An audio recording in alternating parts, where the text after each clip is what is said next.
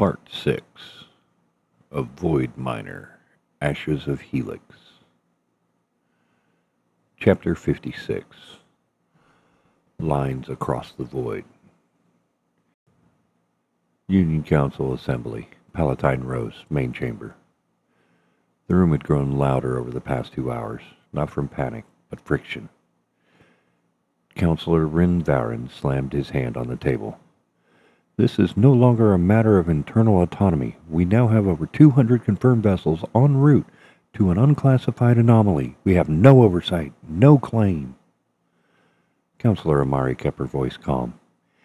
Because we stopped issuing claims 5 years ago, after the Helix collapse, the Belt rejected central authority. What we have now is a movement. You can't draft treaties fast enough to stop it. Chairwoman Elna stood quietly at the head of the room. She hadn't spoken in over an hour. She simply watched the fleet reports as they flowed in like a tide. Some of those ships, she finally said, have children aboard, and weapons, and old grudges. She looked up. This is no longer a Union matter. It's systemic. The chamber fell still. Then the aide from the external signals stepped in, breath tight.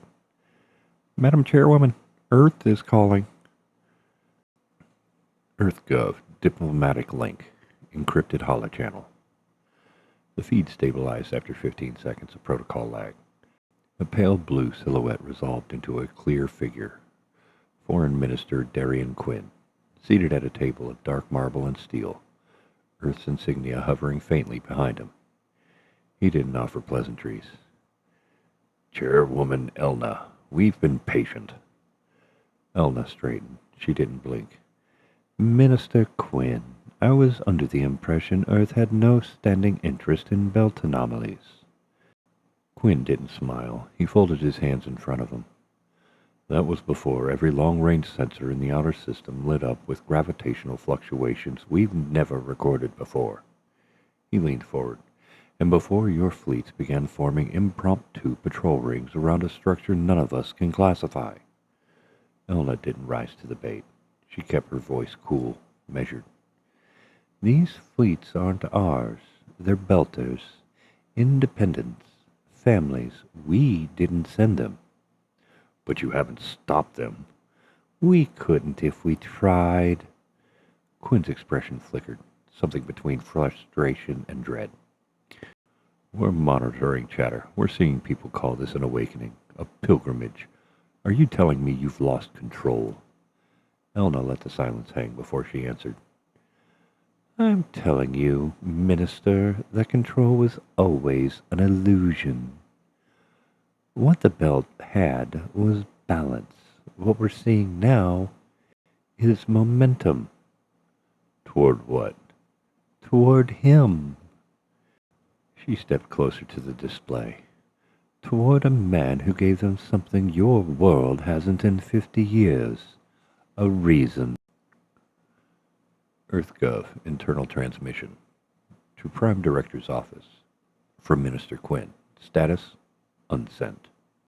Elna has lost the reins. If we don't act now, the Belt becomes a religion. One with a motto we can't control. Recommended option review. Diplomatic override, or military observation. This cannot be allowed to shape the next century. Back on the Palatine Rose, Elna disconnected the feed. She let out a slow breath and turned to her council. They'll send a ship, maybe more. To do what? Amari asked. To remind us they still think they matter. Councillor Varon looked sick. So what do we do? Elna paused. Then, we do nothing. Nothing? Yes, because if Arg comes back out of that thing, nothing Earth does will matter. She turned to the viewport, where the stars drifted quiet and wide. The Belt's no longer under control. It's under belief. And Earth doesn't understand that kind of power anymore. Chapter 57. The Chamber That Knows. The walls didn't open so much as disappear. One moment Arg was surrounded by shifting planes of metal and light, and the next he was standing in a void within the void. Not black, not cold. It was warm, alive, humming faintly with pressure like a heartbeat. There were no walls here, no gravity. Yet he did not drift. There was no up, no down, just presence. The pulse he'd felt in his chest earlier, he realized it wasn't just his own. It was matching him. Memory rewritten. A circle of light formed around him, then flared. Suddenly he was elsewhere. Not a dream, not a simulation. This was memory. But not only his. He stood in a mine corridor. Rock and dust and flickering lamps. But there were other people in the shadows. Faces unfamiliar. Movements too smooth. They watched him work, watched him bleed. They wore no suits, no helmets, just curiosity. "You were not the first," a voice said, "but you may be the first to understand." Ark turned. No one was there. "Understand what?" The corridor flickered, changed. He stood on the hull of the Dust Widow, alone in space. Only he wasn't alone. Above him in the stars, figures moved. So vast and distant they could have been celestial bodies, yet they shifted with intent, deliberate, curious. "You called out," the voice continued, "not in power, not in hunger, in pain. That was your invitation." "To what?" "To be known. A machine that remembers." The environment flickered again. He now stood in a massive chamber, identical in dimension to the one on the outside. But inside it was filled with glyphs and pulses, slowly rotating like rings of stars. A central plinth hovered before him, smooth, waiting. Arg approached it. The moment he touched the surface, his mind expanded. Not violently, not with pressure, but gently, as if a membrane had been removed. He saw systems, interlinked structures that spanned distances the belt couldn't even chart. He saw echoes of species that had come and gone, not all human, not all organic. This place, it wasn't a ship. It was a listening post, one of many. And it had waited, not for dominance, not for genius, but for someone honest enough to hurt and still move forward. He felt a sharp ache in his chest. The memory of his wife came again, but this time not as grief, as strength. "I won't give her up," he said aloud. "I won't forget." The chamber pulsed, not rejection, acknowledgement. The light intensified. The plinth changed, revealing a shape, like a seed, glowing softly, floating an inch above the surface. His hand shook. This is what Helix had been after. Not the seed itself, but what it could become in the right hands. The invitation. A final message unfolded in his mind, not in language, but in concept. You are not alone. You were never meant to be. But what comes next must be chosen, not taken. The seed pulsed once, then waited. Arg reached forward, steady now. "I'm not a leader. I'm a miner. But if I'm all you've got, then I'll do it my way." He took the seed, and the structure opened. Chapter 58. The Light Beneath the Dust. The seed hovered just above Arg's palm, weightless, yet it tugged at his thoughts like a current. Holding it didn't burn or pulse or hum, not in the way power did, but it resonated, as if it had found something in him that fit, something shaped to carry it. The chamber had gone quiet now. No pulses, no shifting walls, only a corridor forming before him, wide, arched, lined with faint strands of pulsing light. The way out. Or perhaps the way forward. He took a step, and the structure responded. Not violently, not in protest. It simply began to stir, like an ancient engine breathing back to life after a long, patient sleep. Behind him, the plinth faded into dust and collapsed onto the floor. No trace left, no second seed, no second chance. As Arg walked, his fingers curled gently around the seat, as if he feared it would drift away like so much else in his life. He thought of her again. Not the pain, just her laugh. The way she rolled her eyes when he patched something with tape and called it a field repair. He smiled to himself. For the first time in years, the smile wasn't sharp with guilt. A hum grew around him, first beneath the floor, then rising through the walls, then into the very air. He paused, glanced back. It was welcoming him back. The Dust Widow's sensors lit up before Kara even noticed the glow. It started small, a flicker along the surface of the structure, like veins of gold cracking through obsidian. Then it spread, lined spiderwebbing across the shell, pulsing in a steady rhythm, not random, a heartbeat. "We've got movement," Holt said, leaning into the console. "Structure it's responding to something inside. Internal energy signatures rising across every axis." Kara was already at the viewport, heart pounding. "He's coming back." They both knew it now. The structure wasn't just alive. It was reacting to Arg's decision. Across the BeltNet channel, the reaction was immediate. At Steel Chime, family unit. "It's glowing. By the dark, it's glowing." At Saint of Scrap. "It's changing. That thing feels alive." At Pilgrim Knot 57. "He must have done something. Something woke it up." At Null Drifter. "We are watching history burn itself into the stars." Out among the ships, captains and crews stood in silence. On the Grim Lantern, Captain Cole stood at the observation blister, staring out at the structure's slow golden bloom. On the Shrike, Toma Grail murmured into the silence, "Come back to us, Arg. Don't let it take you too." On dozens of vessels, people held hands. Mothers rocked children. Solitary miners whispered quiet oaths. Some recorded logs, some prayed. Some just watched. Back on the Dust Widow, Kara stepped back from the viewport. Holt was watching her.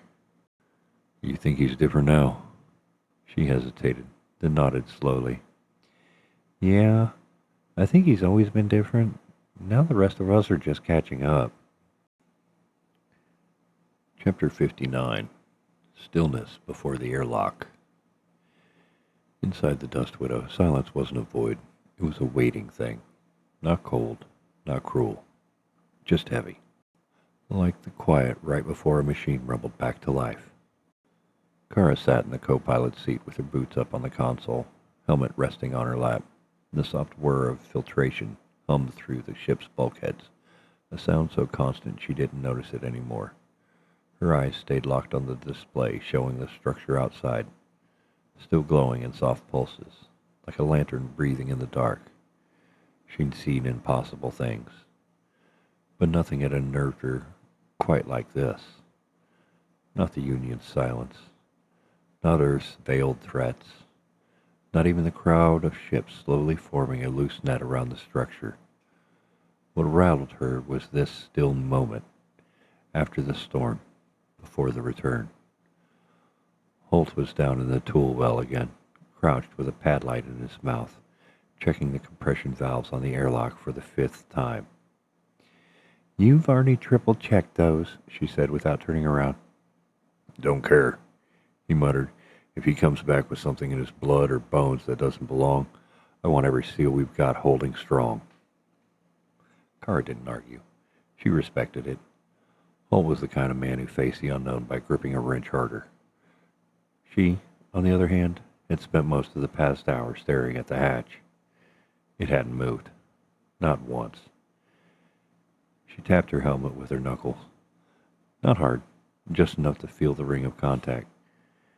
"You think he'll even talk about it?" she asked. Holt sat back against the wall, the overhead light catching faint lines under his eyes. He looked tired, worn. "Maybe, maybe not. Doesn't matter." "What do you mean?" "I think whatever he saw in there, whatever he is now, it's still him. Still art." "But different?" "Yeah, but different doesn't mean gone." She leaned forward, propping her elbows on her knees. "He always looked like a man who'd made peace with dying out here. Every time he smiled, it felt like something he hadn't used in years. Like it was borrowed." Holt tilted his head. "You think this changes that?"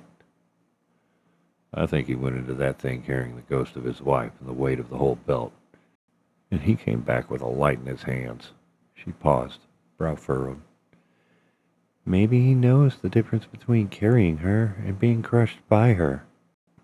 A soft alert chimed through the cabin. Holt rose instantly, moving to the console. Kara was right behind him. "What is it?" Holt studied the display. "Atmospheric shift. Small one. A pressure pulse from the structure, like an exhale. And there, movement near the lower exit." He flicked to a live visual feed. A shimmer moved near the outer edge. Kara's hands trembled slightly as she lowered her helmet onto her lap. "That's him." For a moment, they just stared at the screen. No words, no planning, no protocol. Just the slow realization that Arg Augustus Arston, miner, widower, drifter, anchor of the belt, was on his way back to them. They didn't know who would step through the airlock, but they would be there when he did, waiting. Chapter 60. The Man Who Walked Back Out. They didn't see him at first. What they saw was the structure shift again. Not violently, not an offense, but like something settling, an old beast adjusting its bones after long sleep. The outer surface pulsed a final time and split, a faint seam forming along one of the curved base ridges. And then, light. A narrow corridor unfurled downward like a bridge of silver thread. Gravity meant nothing. Still, it settled against the vacuum like mist pressed flat, anchoring itself just above the Dust Widow's orbital plane. And there, at the threshold, a figure. Open BeltNet chatter. Transmissions recorded 0312 UTC. Parsed and relayed through Mesh Drift Net. At Iron Wife 79. "That's him. That's Arg. Look at his walk. Slow and steady." At Dust Pod 6A. "How long was he in there? 40 hours? 50? Doesn't matter. He walked out." At Salt Latch, Captain. "No weapon, no armor. Just carrying something. You see that?" At Spooljack. "Looks like he's holding light itself." At Lumen Chime, Vessel 3. "Our ancestors crossed voids for warmth. He walked into one and came back with fire." At Dustborn Union, Relay. "All vessels hold position. Repeat, hold position. He is exiting the structure." Toma Grail watched from the forward deck, hands clasped behind his back. His comms crew had muted all internal chatter. No orders, no updates. Just silence. Watching. "He didn't bring back an army," someone whispered beside him. "No," Toma said. "He became one." Aboard the St. Livia, civilian caravan ship. A family of 5 sat huddled by the viewing screen. The youngest child, a girl of 8, pointed and said, "He's glowing." Her mother didn't correct her. It took less than 90 seconds for the image to reach EarthNet. 14 seconds later, the first major news outlet had it framed with the caption, "ARG returns from the unknown, live." Back in the belt, the relay net automatically cached the image for historical preservation. It showed a lone figure, backlit by inner glow of an alien structure, walking a straight line across a corridor of impossible energy, carrying a single object, radiating pale golden light. No helmet, no escort, no fear. No one spoke, not among the Belters, not among the fleet.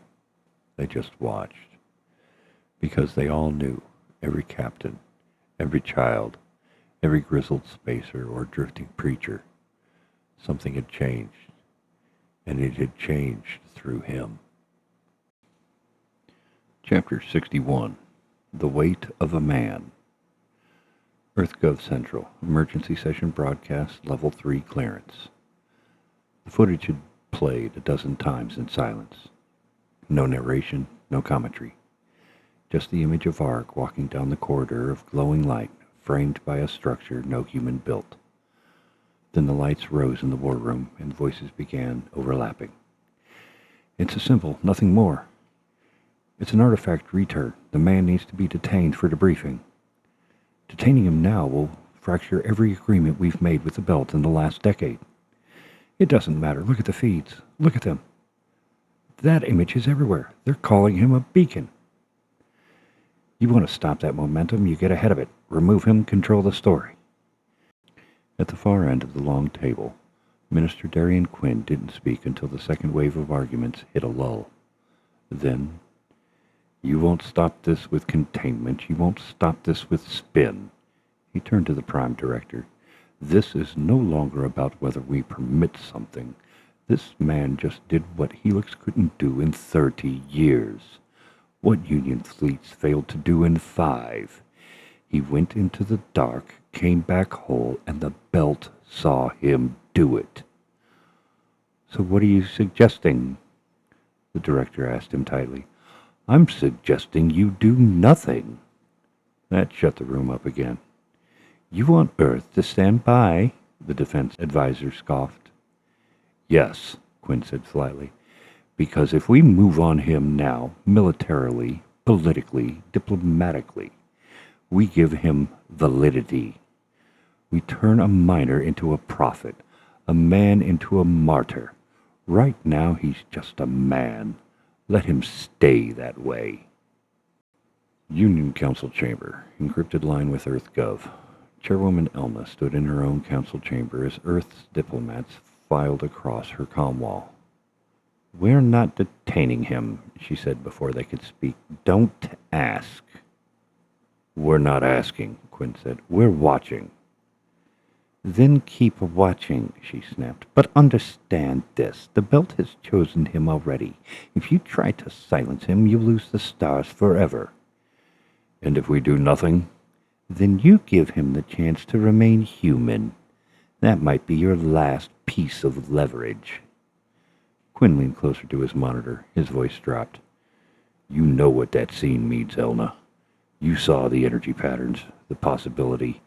If he chooses to share it, then maybe," she said softly, "we finally stop crawling through ash and start building something better." The airlock hissed open. Kara and Holt stood side by side, not in uniforms, not armed, just present. The outer hatch pulled back with a long exhale of filtered air. And then, there he was. ARG. Helmetless, suit battered, but intact. His beard was longer than she remembered, eyes darker, but he was breathing. He was standing. And in his hand, the seed. It glowed faintly between his fingers. Kara didn't speak at first. She couldn't. It was Holt who stepped forward, slow, careful. "Welcome back, boss."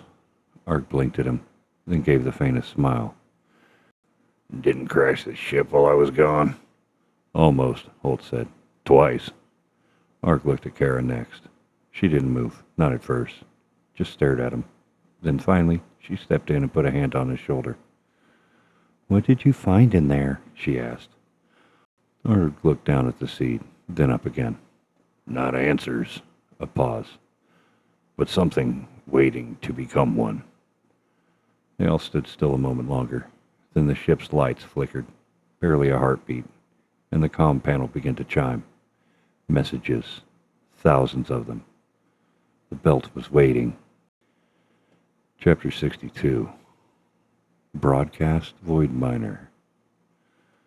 The recording room on the Dust Widow wasn't much, just a narrow, padded compartment with a fixed camera, patched insulation, and a flickering diagnostics panel that had never worked right. Mark sat down slowly. The chair creaked under him. Holt had rerouted power to clean the signal line. Kara had triple-checked the pulse sync. Every channel in the belt net would receive it, even Earth, if they were listening. Mark stared at the red standby light for a long time before he spoke. Then quietly, he reached up and tapped the button. Recording begun. "My name is Arg Augustus Arston. Some of you know me as the Void Miner. Some of you don't know me at all. That's fine. I'm not here to become anything other than what I've always been. A man alone in the dark, trying to make something out of it." He looked off to the side for a moment, jaw clenched, then back to the lens. "I'm sorry I've been quiet. I never planned to disappear. I had something I had to see through. Something that started with dust and ore, and ended up with a door no one else could open. It opened for me." He lifted his hand, and the seed hovered gently above his palm. Golden light shimmered around it, soft, alive. "I don't know what this is. Not really. Not yet. What I do know is it wasn't meant for corporations. Not for weapons. Not for war." He paused. "Helix thought they could strip mine of mystery and put it on a leash. They weren't wrong. This thing didn't respond to their machines or their labs. It responded to grief. To the kind of hurt you don't shake off. To memory. To pain that lingers because it meant something. It answered that." He set the seed down gently on the console. It glowed against the dark paneling. "I walked into the place they were trying to crack open. It wasn't just metal. It was a listener, a witness, and it showed me things I don't understand. But enough to know this: we're not alone, and we never were. This thing, it isn't power. It's a question. And now we all get to decide how we answer it." He leaned forward, face close to the camera now, his voice lowered. "To those of you coming, pilgrims, drifters, families, old captains, I don't know what you expect to find when you reach me. I'm not a prophet. I'm not the belt's voice. I'm just one man who saw something and came back with proof. To the Union, don't try to own this. To Earth, don't try to bury it. To the belt, this is yours, because it chose us." He reached forward and tapped the control to stop recording. But before he did, he added one last thing, softer, just above a whisper. "To her, I still carry you. Always." Recording complete. Chapter 63. The Wait After Speaking. The room was silent again. No chimes, no alerts, no rattling hull plates. The Dust Widow felt like she used to. Back before the wars, before the lists, before Helix ever marked a place on a star chart. Back when it was just Arg and the rocks, and the hollow echo of himself over an open channel. He sat alone in the broadcast cabin, staring at the soft, blinking light that marked the end of his message. His voice was now somewhere out in the dark, bouncing from repeater to repeater, slipping through filters, replaying in homes and galleys and old freighter halls. He said what he could, more than he meant to, but the words had been true. He rose slowly from the chair, bones stiff from time spent too long inside something not built for humans. The structure had reshaped his balance in small ways. There was no pain, just the subtle wrongness of a man who had moved through a place not meant for movement at all. He stepped out of the recording room into the Dust Widow central cabin. No one waited to clap him on the back, no parades or banners, just quiet, the hum of a ship held together by scars and loyalty. It had been more than 9 years since he'd bought her. Closer to 15 now, he figured. Maybe longer. He remembered the dock rat who handed him the ignition codes, the way he'd run his hand along the carbon hull the first night he'd slept aboard her. She didn't even have a name back then. He gave her one. She'd given him everything else. The forward viewport washed the cabin in a faint blue. Outside, the alien structure still shimmered, a sleeping titan with one eye open, and just beyond it, the ships were coming. At first, they'd held station, distant, wary, but now they drifted closer, slowly and without weapons lit. Not like hunters, not like tacticians, just like people, trying to see the man who walked back out. Miners, traders, families in pressurized freighters, junk haulers with hand-painted logos and children peeking from viewports. One of them was a pilgrim barge built out of 3 stitched-together cargo rings, trailing prayer flags from the antenna. Arg watched in silence. He wasn't ready for them. Not yet. But they were coming anyway.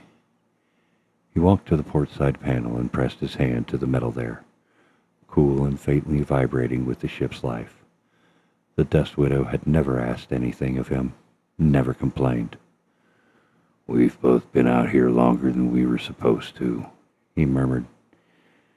"And we're still here." He didn't smile. Not quite. But the heaviness in his chest didn't feel so sharp now. He returned to the center of the cabin, sat cross-legged on the floor with his back to the bulkhead. The seed, still glowing gently, sat on the table beside him, its light casting long shadows. He looked at it, then at his viewport, then closed his eyes. "To anyone listening," he said softly into the dark, not recording this time, "I don't have the answers. I don't even know the right questions. But I walked in alone, and I walked out carrying this. And I didn't lose her in there. I just stopped being buried under the weight of her absence." In the corner of the room, the message indicator blinked again. Not frantic, just steady, waiting. Like everything else now, waiting for him. But for once, Arg didn't rush to respond. He just sat in the Dust Widow, a ship he'd owned longer than he could clearly remember, and listened to the quiet that followed that truth. Chapter 64. The belt listens, the broadcast rippled. Across thousands of channels, some public, some private, some half-forgotten, Arg's voice spread like a tide. In bunkhouses carved into hollowed-out rocks, in rusted freighters pressurizing air one lungful at a time, in family ships still bearing the name of lost grandparents, in union control rooms and in outlaw dens, in orphaned relay stations where only automated listeners remained. It played, and the belt stopped moving to hear it. Dust Sister Station, ring line 4.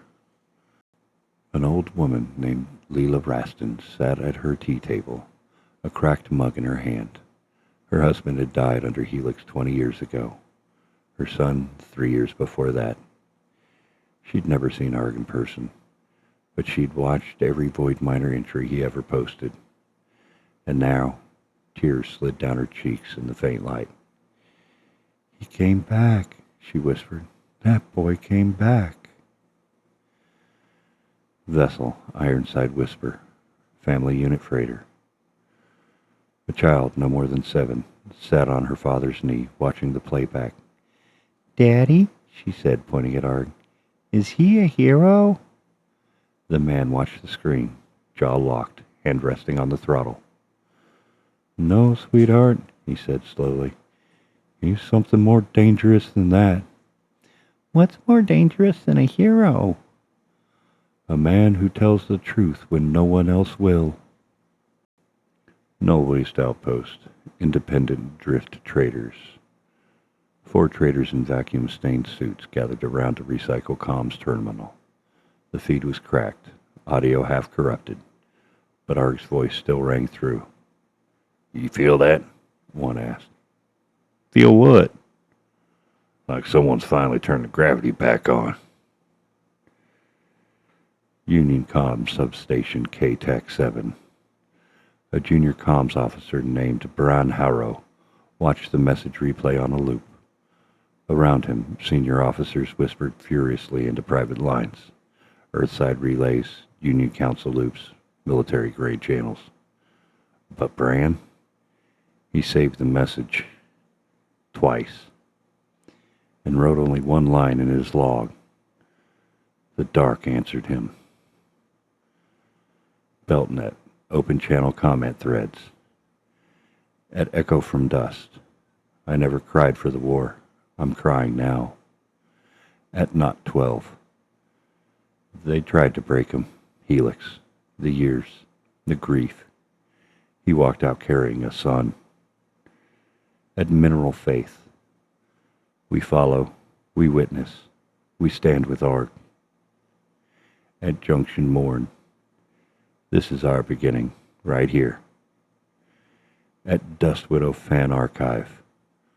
Void Miner, episode unknown, The Seed. Abandoned station somewhere near Ceres Driftline. A lone man sat surrounded by broken machines, solar power flickering on and off. His eyes were hollow, voice dry from long silence. When Arg's message played, he reached for a wrench, began tightening the seals on the old hold door. "Guess I ain't dead yet." Collective thought. Across the belt, a feeling passed between them. Not words, not logic. A pull, a centering. The same message in every form. He went in for all of us. He came back. We go now. We go to him.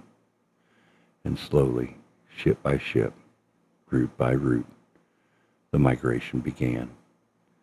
Not frantic, not warlike, just steady, relentless, and unstoppable.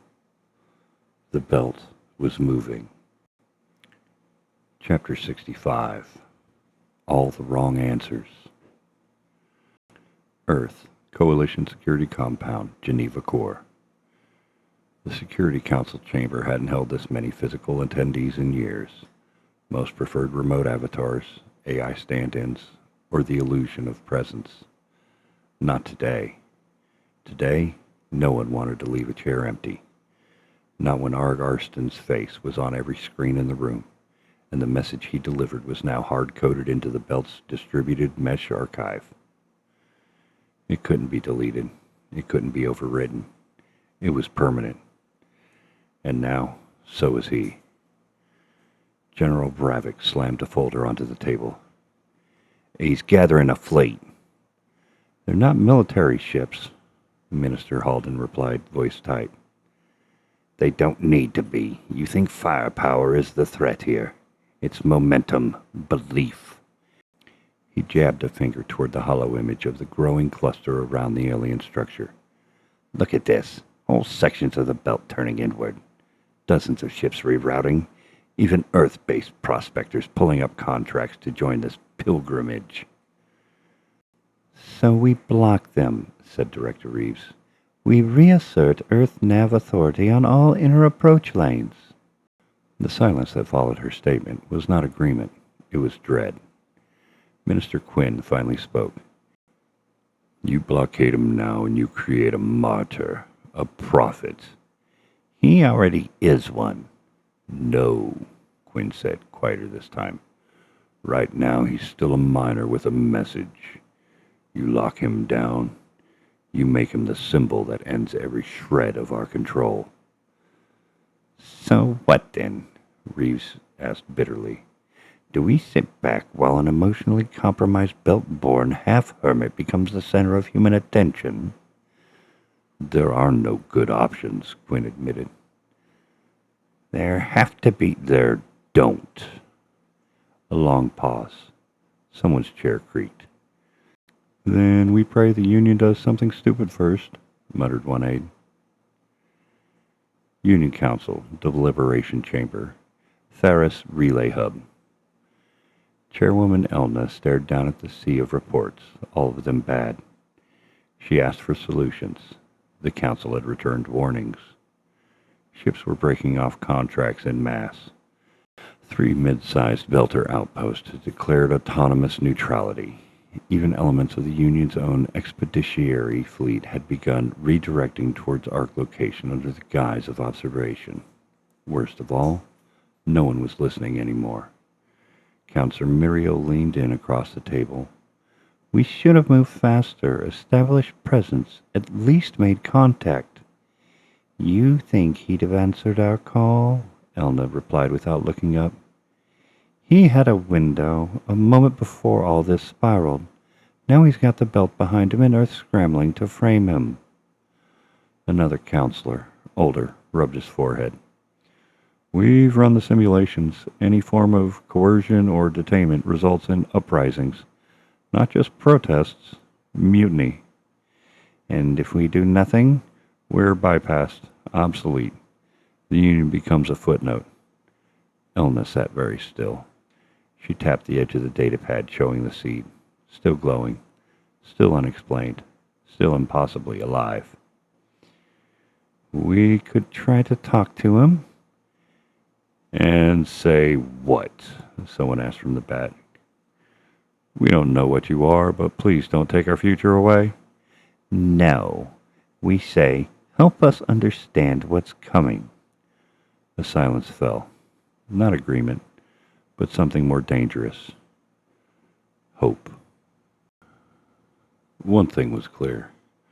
Across both Earth and Union, in the highest halls and deepest network, a single truth echoed. They had lost the narrative. And Argarston, whether he wanted it or not, was now something no system could contain. A signal that no longer belonged to them. Chapter 66.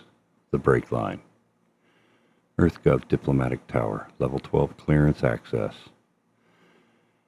Ambassador Aaron Vale had served under 3 administrations. He'd negotiated the Ceres Accord, reined in the Atlas scandal, and rebuilt half of Earth Belt's relations after the Helix collapse. To many, he was the steady voice of Earth's future, a man of procedure, protocol, and pressure. But now, for the first time in his career, Irion Vale was disobeying. He stood at the access ramp of a private orbital craft, modest in appearance but fully capable of independent long-haul belt transits. His aides watched in stunned silence as he sealed the manifest. Sir, one of them faintly asked, are you defecting? Vale paused with his hand on the hatch rail. No, he said calmly. I'm going to listen. The belt is already moving. Earth is pretending it's not happening. That's the real betrayal. High Council interception. Private link orbital priority channel. The call came through moments before launch. Minister Quinn appeared on the comm wall, face taut, eyes like stone. Ambassador Vale, you're being watched. You know that. I'm aware. This action violates every standing advisory. You're going to trigger a collapse in protocol. Vale adjusted his collar. His voice was steady. If protocol survives while truth collapses, we've already lost. You're a symbol, Arion. You represent Earth's hand in the dark, Then let the hand reach out. Quinn's eyes narrowed. You think this ARG is the future? No, Vale said softly. I think he's a man who stopped lying, and the only future we have is one built on that. The room beyond the comm. 3 junior officials had been listening, 2 analysts, 1 military attaché. They hadn't spoken once during the call. Now, as the transmission ended, the eldest of them, the attaché, rose from his chair. Where's the requisition form for independent flight routing? He asked quietly. Sir? The analyst blinked. If he's going, I'm not staying behind. I want to see it with my own eyes. Union Council, simultaneous cross-routing. Word traveled fast. Elna received a direct brief 2 hours later. You're saying that a senior Earth ambassador has voluntarily left his post? He's not defecting, he's observing. Observing what? ARG, another counselor scoffed. Let Earth fracture itself. Why should we care? But then came the second report. 2 union directors, one from the Commerce Wing, another from Belt Integration, had submitted temporary leave filings. Destination, outer migration lanes. Purpose, witnessing. Elna sat back in her chair. So it's not just the people, she said quietly. What? The system's unraveling too. Ship log. Helicon Dawn. Ambassador Vale's vessel. Vale stood at the observation window, watching the Earth shrink behind him. Not in hostility, not in exile, just distance. You taught me to serve, he whispered to no one in particular, but never to kneel. He opened a side panel, activated the BeltNet transceiver. This is Ambassador Arian Vale of EarthGov, formerly attached to Central Diplomatic Command. I'm en route to the structure, to ARG. I will not be armed. I will not be political. I come because I believe in witnessing. If anyone else feels the same, you are not alone. He left the channel open. Across Earth, across Union, and out into the scattered dust lines of the belt, the message echoed. Not rebellion, not allegiance, witnessing. And one by one, they began to follow. Chapter 67. A Shape in the Dust. Arg stood in the Dust Widow's forward cabin with a viewport polarized low, letting in the full wash of the anomaly's glow. The structure no longer pulsed in harsh intervals. It now thrummed like breath, slow, alive, watching. And still the seat on the console warmed each time he passed near. You feel it too, he murmured. Kara entered from the port side corridor, arms crossed, shoulders stiff. We've got 2 more ships in high orbit, long-range approach vector. One's flagged Earth Diplomatic, the other's Union Command Tier. Both want a landing window. Arg turned slightly, gave her a nod. Let them come in one at a time. No coordination.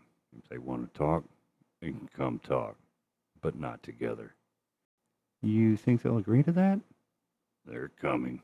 They already agreed. Down in the cargo bay, Holt was reconfiguring the surface beacon array. For the first time in years, the system was broadcasting openly, transmitting ARG's location on an open, rotating frequency. Never thought we'd want to be found again, Holt had joked. Don't confuse want with ready, Arg had replied.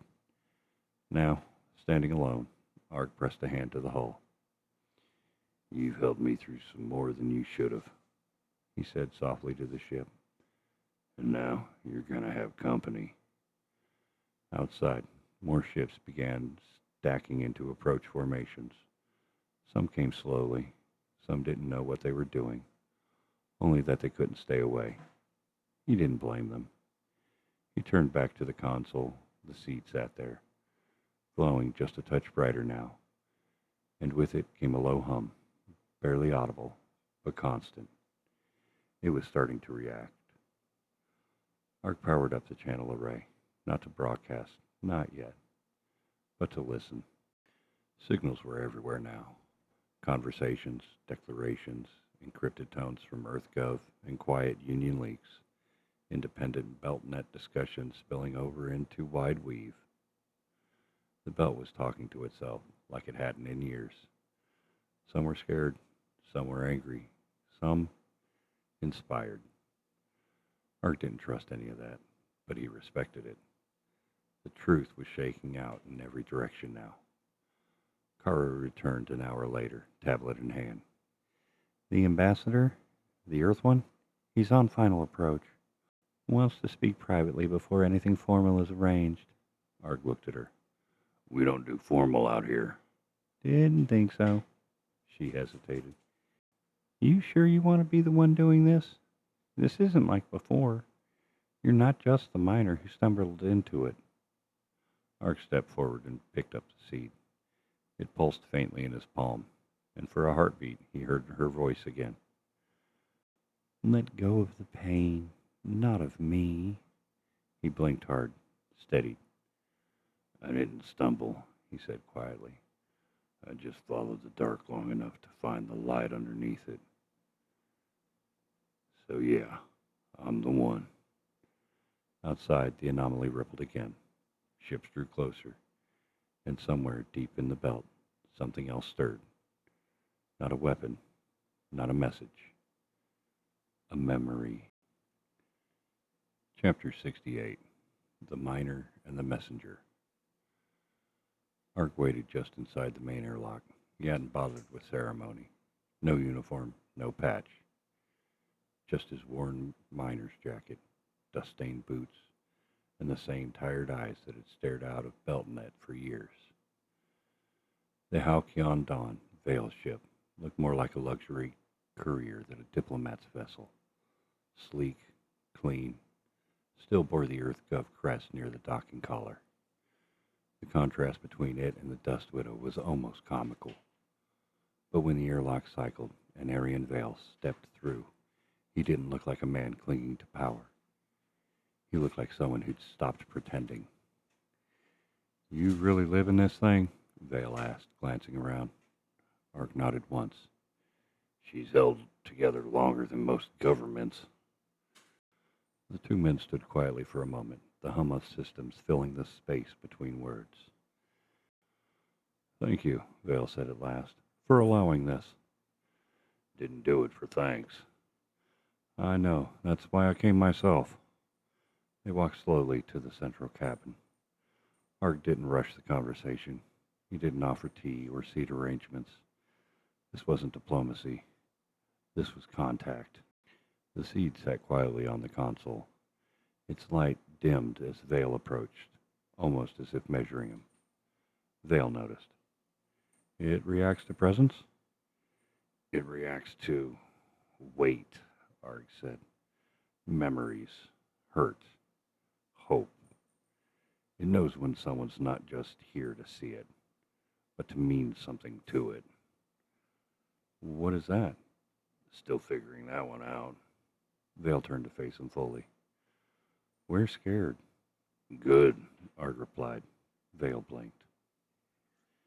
You want Earth to be afraid? I want Earth to be honest. Fear's a decent place to start. Vale walked slowly to the viewport and looked out at the anomaly. Its subtle glow pulsed along impossible contours. This thing, it's not just a relic, is it? No. Then what is it? Ark stepped beside him, thought long before he spoke. It's memory, I think, of something older than all of us, maybe even of us. It's not a threat, but it's not neutral either. Then what does it want? I don't think it wants. I think it waits for someone to say the right thing. Vale turned to him. So say it. Ark looked back at the seed, then out at the structure. He shook his head. I already did. They understood there in silence, not as adversaries, not as diplomat and miner, just as two men facing something that made all the old story small. After a long pause, Vale spoke again. When Earth sends more, and they will, what happens? Depends on whether they come to witness or to own. Vale nodded slowly. Then I'll go back. I'll tell them what I saw, what I heard. And if they don't believe you? That's not my concern anymore. Or gave a small, tired smile. Welcome to the belt. Outside, the structure rippled again. The seed pulsed once, sharply, like a heartbeat skipping rhythm. Arg felt it in his bones. Something was waking up. Chapter 69. The Echo Door. Arg didn't sleep, not because of fear, and not because of adrenaline. He simply couldn't. Not when the Dust Widow's walls felt like they were humming with pressure, not from the ship, but from the structure outside. He sat alone in the recording cabin again, the glow from the seed casting long shadows across the table. He hadn't touched it since Vale left. The ambassador was already outbound again, heading to a relay point. He promised to tell Earth what he'd seen. Ark didn't envy him. He stared at the seed. It throbbed again, once every 12 seconds. Not a blink, not a pulse. A code. He pulled up the old channel systems, not to record, but to replay the static from earlier scans. The structure's signals weren't random. They were layered, structured. Not a language in the traditional sense, but a resonance. Something meant to be felt. When he ran the seed's pulse alongside the deepest band returns from the structure, the rhythm matched. It's not just reacting anymore, he said aloud. It's responding. He leaned back. So what do you want me to do? No answer.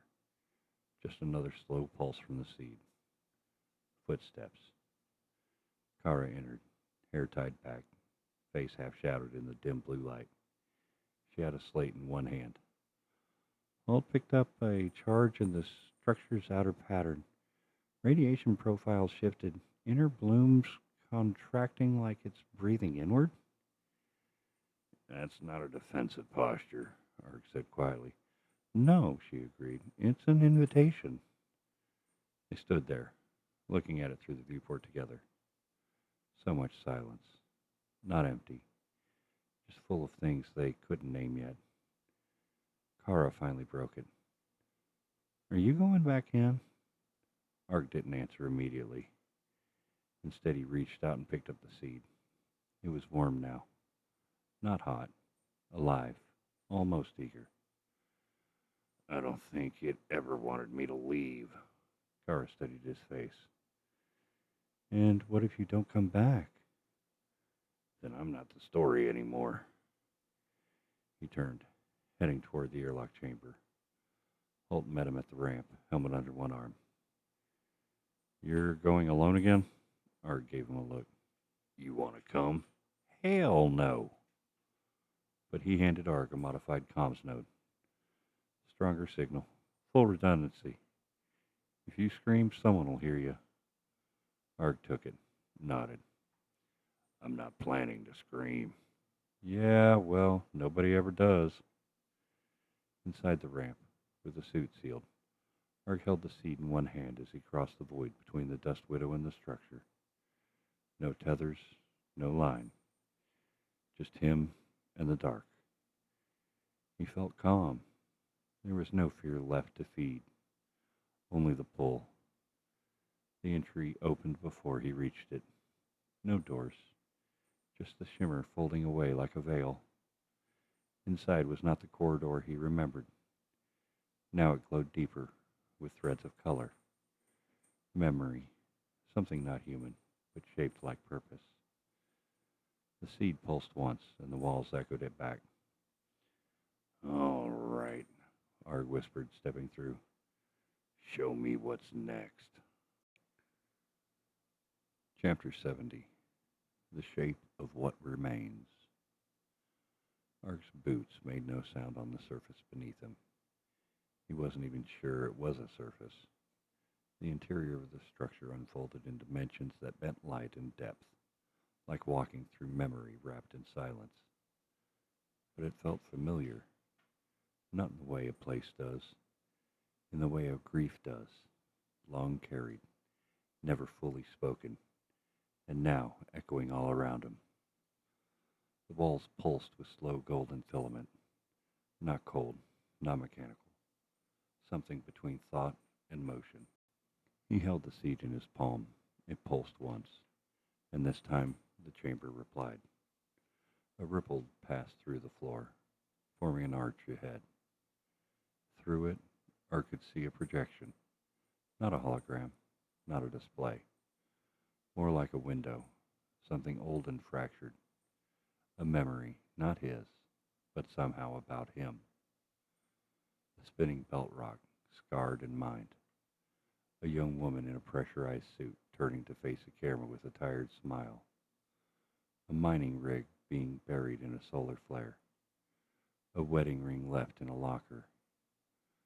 A name etched onto a bulkhead. Arston. He staggered forward. No, he said aloud, throat tightening. You don't get to use her. But the vision didn't twist, didn't lie. It simply showed him what he'd buried. Not to hurt him. To say, we know you. The seed grew warmer. In the chamber center, a pedestal began rising, smooth, silent, grown from the floor rather than built. On it, a second object. Not a copy, not human, but shaped like the seed, smaller, dim, a pairing. Arg reached forward, and as his hand touched the pedestal, a sound flooded the space. Not a voice, a song. Ancient, wordless, structured like something that had never needed language. It filled the chamber, and in it he felt something more than understanding. He felt a question. Not from him, from it. He closed his eyes. I don't know what you are, he said aloud. I don't know where this goes, but I know pain. I know silence. I know carrying something alone for too long. He opened his hand, letting the seed float toward the pairing. If this is what connects us, then show me. Show me what you were trying to say. Show me what Helix chased, what you called out for. The seed pulsed once. The pairing flared to life, and the entire chamber shifted. Not physically, fundamentally. The walls unspooled like a book unfolding in 6 dimensions. Memory spilled into meaning, forms into function, and in the heart of it, a symbol began to take shape. Not a helix sigil, not alien glyphs. Something older. A map. But not of the stars. Of origin. Arg stood still, barely breathing. Behind him, the passage had sealed. He was in now. No way out until he understood. And as the symbol completed, he whispered, You weren't sending a signal out. You were calling something back. Chapter 71. The Long Recall. The chamber shifted, not like a building, not with mechanics or gears, but like a mind turning over in its sleep, stirred by recognition. Arg stood still in the center of it all, eyes locked on the glowing pattern overhead, the seed and its pair, now suspended, now synchronized, hovered like twin pendulums on invisible threads. Then through them came the pulse, a wave, not of light, not of heat, but of presence. He felt it press against his thoughts. No words, no symbols, just invitation. I'm still just a miner, he muttered, voice raw. You picked the wrong man. The pulse returned, not angry, not disappointed. If anything, it felt gentle, like someone placing a hand on his shoulder. Not the wrong man, just the last one left who kept listening. The air grew heavier. A memory field unfolded around him, not unlike the hallucination that had once shown him his wife, but broader, deeper. He saw a planet that wasn't Earth's. Towers like glass bone, now shattered. Shapes, not human, but not alien either, moving in purposeful silence. And above them, the sky broke open. A ripple in space, a wave that washed across stars. Something arriving. Arg's knees went weak. He braced against the pedestal. This already happened. The memory didn't answer, only deepened. Ships fleeing, not military, not colonialist, archives. Vessels full of memory, language, knowledge, warning. Only one made it. The one now buried beyond the Oort line. You came here, Arg said slowly, to be remembered. Another pulse, stronger. Not confirmation, acknowledgement. And then, one final image. The ancient vessel drifting toward Sol, alone. Its last living occupant, something bipedal, faded, barely animated, touched a console, released a signal. Arg recognized it. The same signal Helix had been chasing. The same signal the seed had whispered into the belt. And then, silence. He dropped to one knee, not in reverence, in understanding. You weren't warning us about what's out there. He looked up at the glowing arcs overhead. You were warning us about who's already coming back. The seed dimmed. The chamber lights followed, but the symbol, the map, remained. Etched now in Arg's memory, as if they'd always been there, waiting for him to respond. He stood, slowly, stepped back from the pedestal, and the path opened behind him. He didn't look back at the seed. It was no longer something he could carry. It had carried him. Chapter 71. What I Brought Back. Arg stepped through the light-veiled threshold of the cold, still dark open of space. The gravity shift in the structure had been so subtle he didn't notice it until he moved. His boots pressed heavier against the hull than before. His breath felt thick, slow in his chest. Behind him, the ancient vessel, the memory vault, the signal husk, was silent again, dormant. But it wasn't dead. Not anymore. It had given what it had come to give. And now it was waiting for everyone else. He drifted the short gap to the Dust Widow, locking his boots to the magnetic rungs along the hull. Kara's voice crackled into his helmet the moment he cleared the outer field. Arg, say something. You're not broadcasting vitals. We thought... I'm here. Are you? Open the bay. I need to sit. Inside, the moment his boots hit the deck, Holt was already rushing towards him with a diagnostic slate. You've been out for almost 7 hours. No telemetry, no motion, no active scan returned.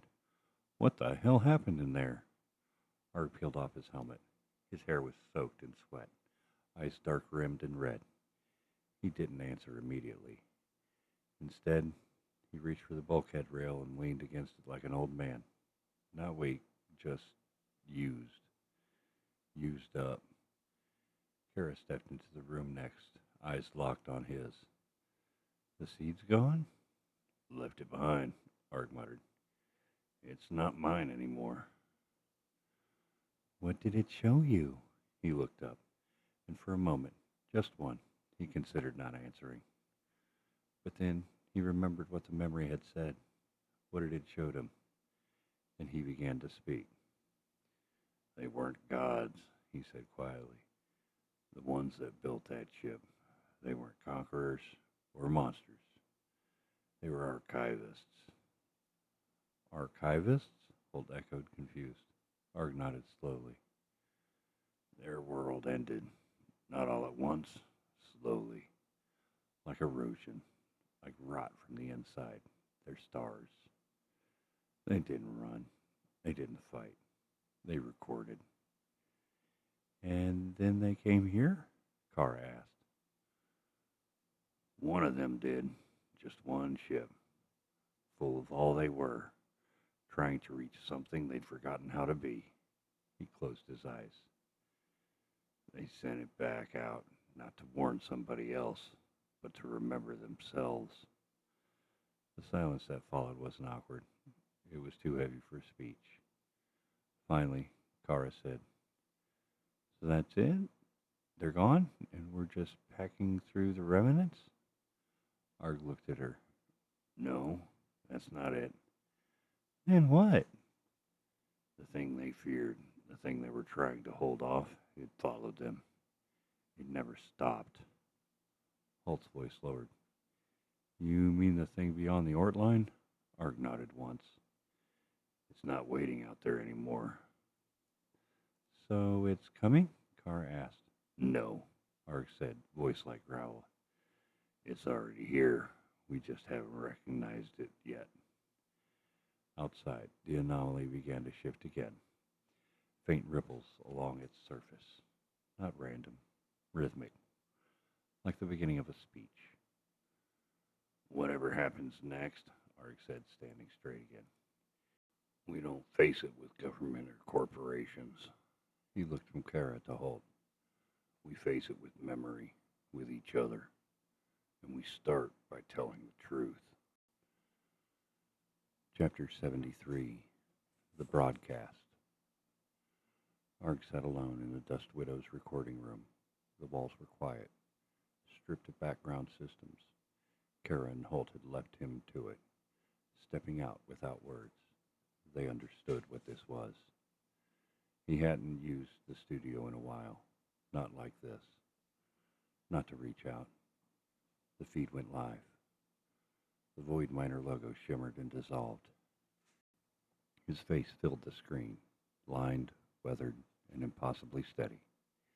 He didn't look like a leader. He didn't look like a survivor. He just looked honest. This is Arg Arston, he said. I know most of you haven't seen a post in a while. A lot's happened out here, and I've tried to make sense of it the only way I know how. Quietly, slowly, one breath at a time. But now it's bigger than just me, and I think you all deserve to hear it plainly. He leaned forward, not to emphasize, but to close the distance. First thing, please stop sending messages to the channel inbox. I appreciate it. I see the flood. I know most of it's people worried or wanting to help or just asking if I'm still alive. I am. But if I'm going to answer anything, I need clarity. I need to focus. So here's what I'm asking.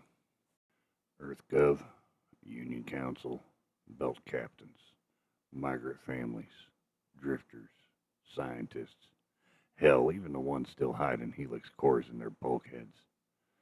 Start asking your questions, real ones.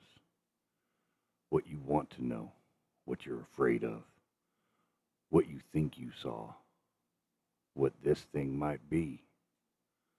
I'll answer what I can with everything I've got. He sat back, eyes not cold, but firm.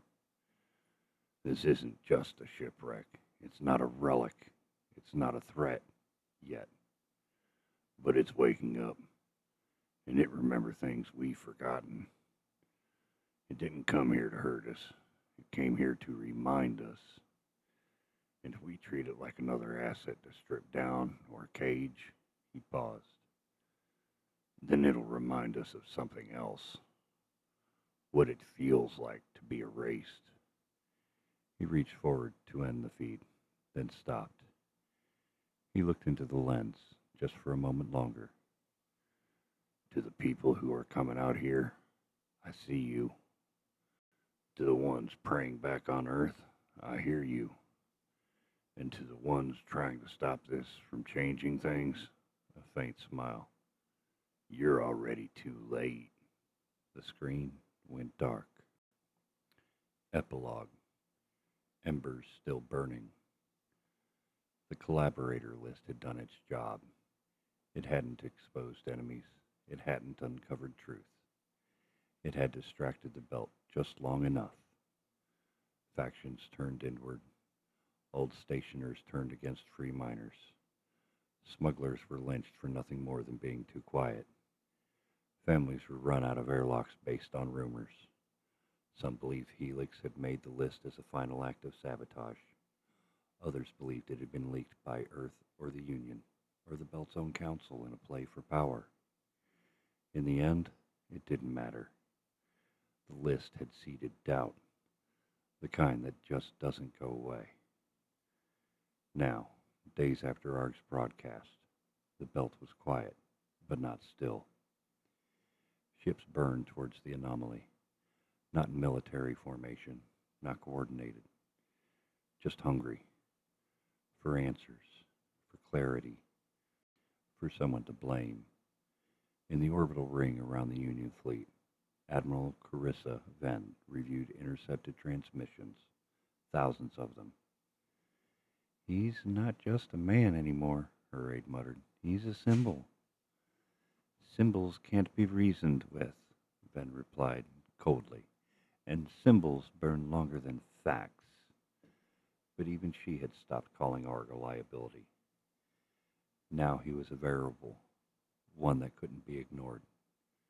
Back on Earth, the silence was louder. Minister Khalil Thom stood alone before a dim screen showing Arg's last video. Her advisors had stopped arguing.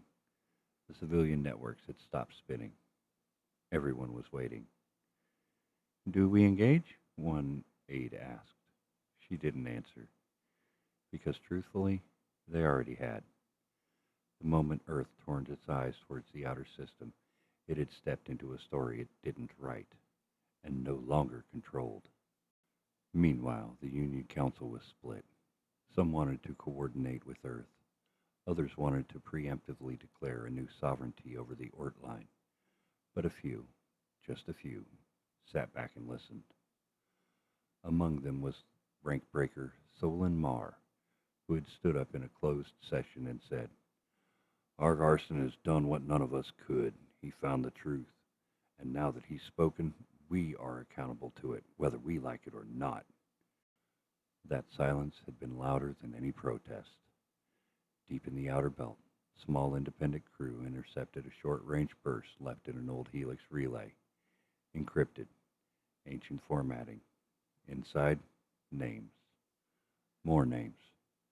A second list. But these weren't collaborators. These were experiments. Arg didn't know any of this yet. He sat alone in the Dust Widow's darkened recording cabin, a mug of cooling broth in one hand, the seed long gone. The channel had gone quiet for now, but the universe wasn't done with him, not by a long shot. Somewhere far beyond the belt, in the black between the stars, a forgotten relay flickered once, then again. The signal Helix thought they'd discovered, it hadn't just been a beacon. It had been a reply. The end of Part 6 of Void Miner, Ashes of Helix.